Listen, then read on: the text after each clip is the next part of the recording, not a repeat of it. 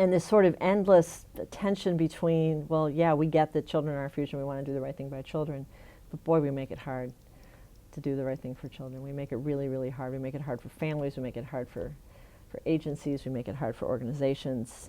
We don't make it easy for us collectively to take care of our children. And that's been heartbreaking in a way, just to watch some of these things. And what do you think the do. origin of that change is? Is that a social change? Is it purely economic? Is it cultural? What do you think it is?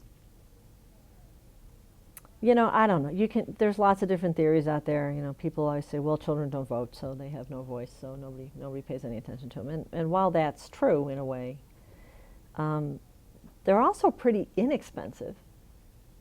You know, when you look at really, kids aren't that expensive from a societal point of view, but they do compete for resources, and there's a lot of deep feelings about who is or is not entitled to what or not service or program or lifestyle or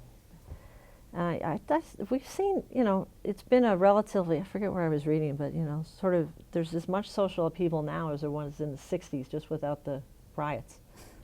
You know, I mean, it's almost like there is as much going on now, but because people aren't out in the streets, you don't necessarily see it. Right. And I think just the changing of the population, the way the population looks, the demographics, whether it's age, ethnicity, immigrants, the economic divide just gets worse. The fact that, I don't know what percentage, 40, 50% of college graduates can't get jobs. There's a lot of interesting things going on right now, and to say, well, we need to help our children when there are so many just desperate needs out there.